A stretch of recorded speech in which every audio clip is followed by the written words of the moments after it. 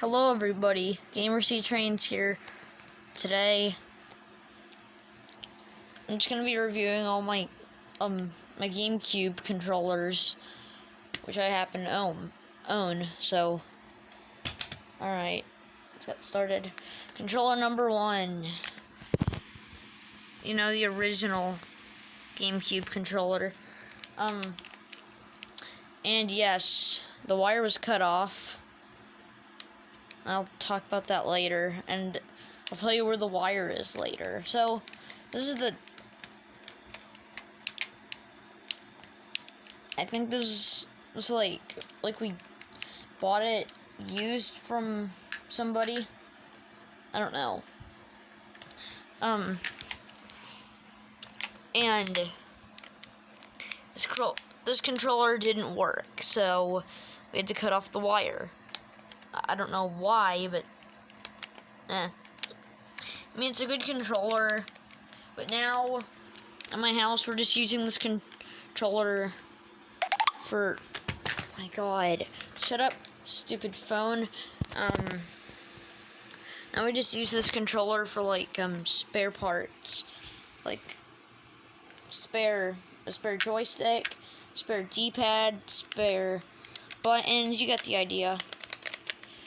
And yes, this one has the nice analog triggers for the shoulder buttons. So yeah, that's why the GameCube controller is my favorite Nintendo controller, because the buttons, like, they have analog triggers. It just feels so satisfying to just click. Anyways, put that over there, I guess. Next controller. Hang on.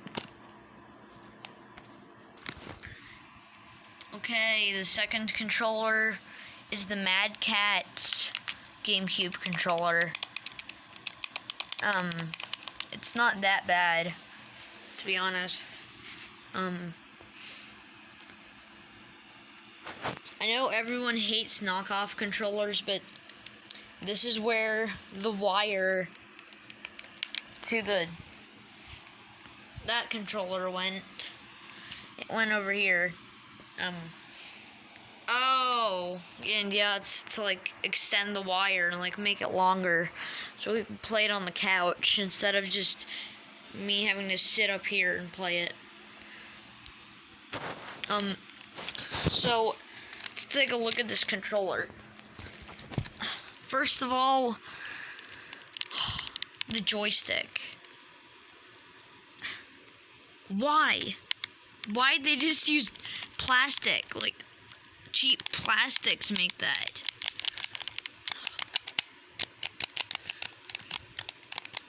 I mean, the shoulder buttons feel okay, but it's just not the same. Oh, and yeah, and also there's two Z buttons instead of the one Z button that the GameCube had. The main buttons aren't that bad. The Y and X buttons feel stiff. Like, seriously. Start and pause button, that's okay. The D-pad, oh my god. That's freaking D-pad. And also, there's this other button that came with it, but I have no clue what it does. Hang on.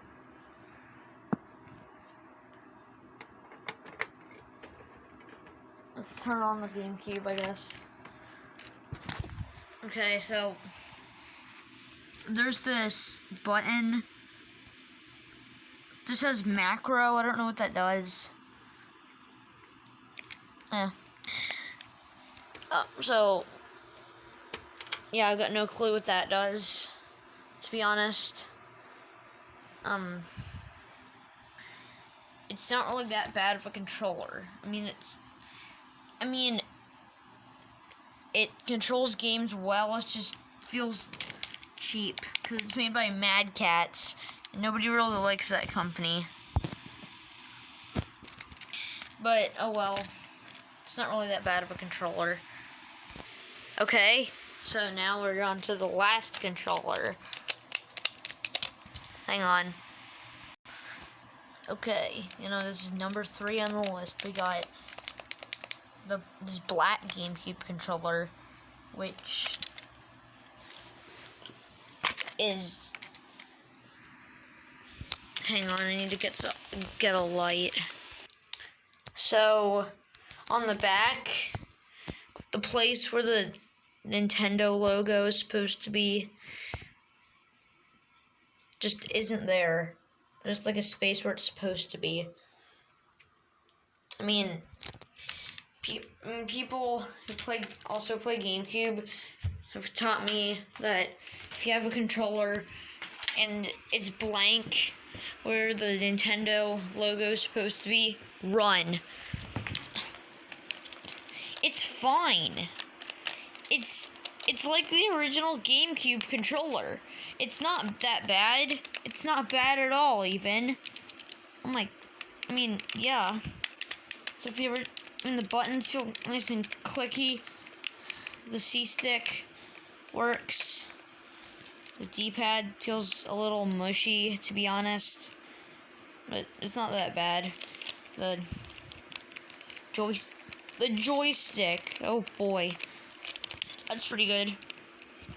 Also, the normal button in the normal GameCube controller, it has one Z button. It doesn't have another one. And these are the ones with analog triggers. So yeah, that's pretty nice. So, it's actually a pretty good controller. Despite not being licensed by Nintendo, it's still a good controller. They're just like, oh my god, it's not licensed by Nintendo. It's terrible. It's made by a knockoff company. It's fine. It's fine, alright? It still works. Just like the normal GameCube controller.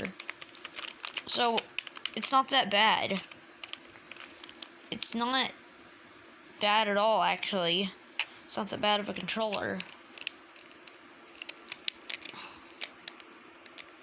So, yeah. Well, that's the review of my 3 GameCube controllers.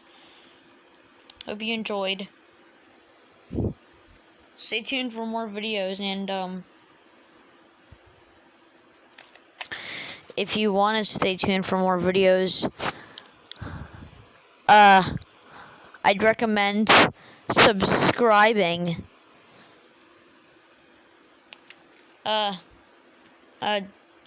Don't mind that. See you guys in the next video.